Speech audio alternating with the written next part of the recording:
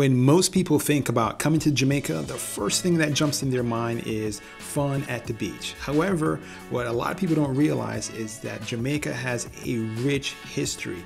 And part of that history is Fort Charles in Port Royal, Jamaica, which is not too far from the airport. And today we're going to walk and go all around Port Royal to help you understand if Fort Charles is worth your time and your money.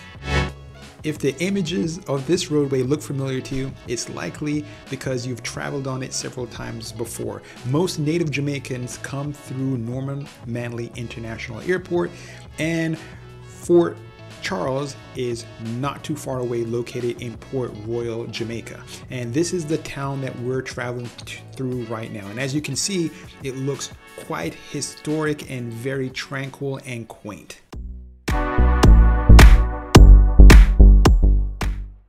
Port Royal really is a beautiful historic town, and Fort Charles is probably one of the most well-kept historic buildings in Jamaica, and it is beautifully maintained. One of the things I learned in visiting here was that the landscape has changed tremendously from when the original port was built.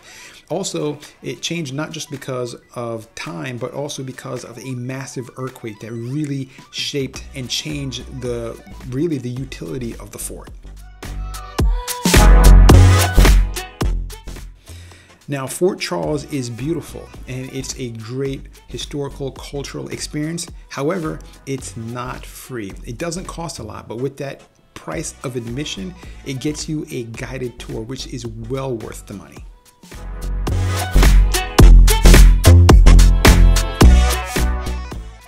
Of all the relics and artifacts that you'll find at Fort Charles, the most daunting are going to be these huge cannons that are littered all throughout the fort.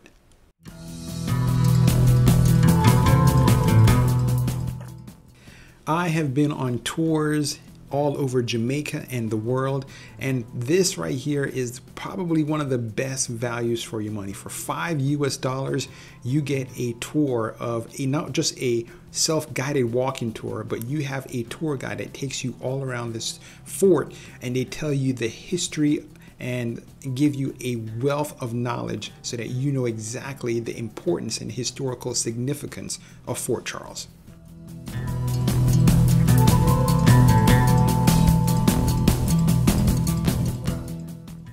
Throughout this entire video, I'm going to show you everything that Fort Charles has to offer. My camera is going to go into all the rooms, going to take you close up to the cannon, show you the trees, the Giddy house, you name it, we are going to explore it. Although there are many things that are on site that gives you the ability to do a self-guided tour, I wouldn't do it. If you can get with a tour guide and they run the tours about every half hour or so, I strongly recommend you do a tour, because the tour is going to make you really appreciate the historical significance and all that Port Royal and Fort Charles was back in its heyday.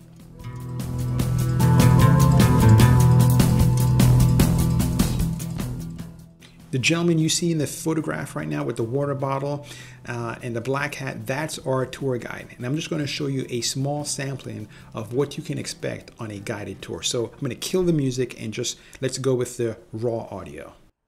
Back then there were 104 cannons in the peak of this fort. There were 104 cannons with approximately 500 soldiers. And the main reason why the fort was constructed like this, the British could fire its cannon guns at all the angles. Example to my left, this section would be the entrance of the harbor. So if their enemies back in those days, the Spanish or the French, managed to surpass these sets, they have to consult those on the side. And of course, these on the opposite side, as the harbor meanders right around into Kingston. But I must tell you that this fort never fought any battle. That is just a small sampling of the depth of history that the tour guide provides. Looking at this video here just shows you really how thick the walls of this fort are. And Jamaica is right in that hurricane belt, so around every 2 to 3 years, maybe 5 years or so, it gets a massive hurricane. And with all the hurricanes that has hit this island over the years, it still has not been able to destroy Fort Charles, which stands strong today. Fort Charles is not very large. In order to get a full comprehensive tour, expect to spend here maybe an hour or so. Is this the original furniture? Okay. I liked not just learning about the historical significance of Fort Charles, but understanding what the day-to-day life is, not just for the officers, but also for the local sailors, and visiting their living quarters and understanding what their life is like being at Fort Charles.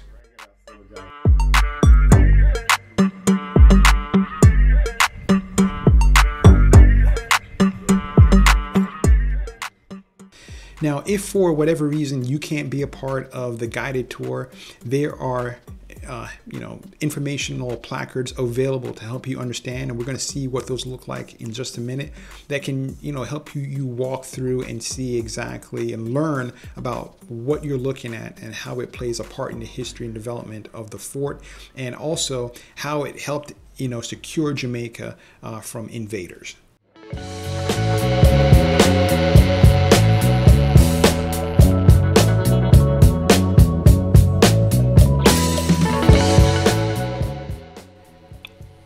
We not only see the ground level, but also the top level of the fort.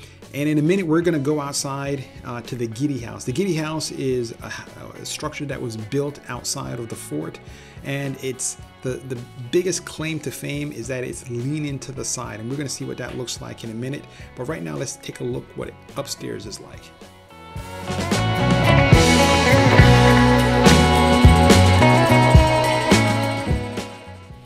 Now, just looking outside, you see some of those massive cannons that were used to defend the fort, built by the British back in 1650 or so, in order to protect it from basically Spanish invaders, because just years earlier the British had taken the fort from the Spaniards.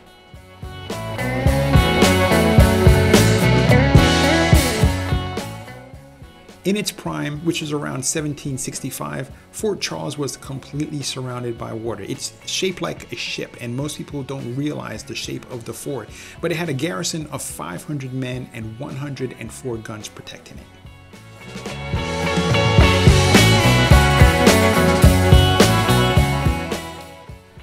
Fort Charles really is well preserved, and it's fun for the entire family. This right here is the Giddy house, and as a kid I remember coming here, and the house, due to an earthquake, it's in 1907, it really sunk the house, and it's tilted, so when you stand inside, it's really fun because you're standing at a pretty severe angle.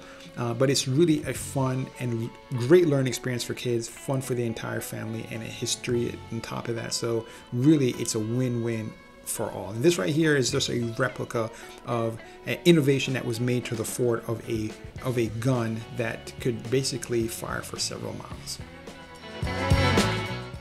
Overall, I'd say this is a fun experience, well worth your time and money, and it's fun for the entire family. It's a win for all.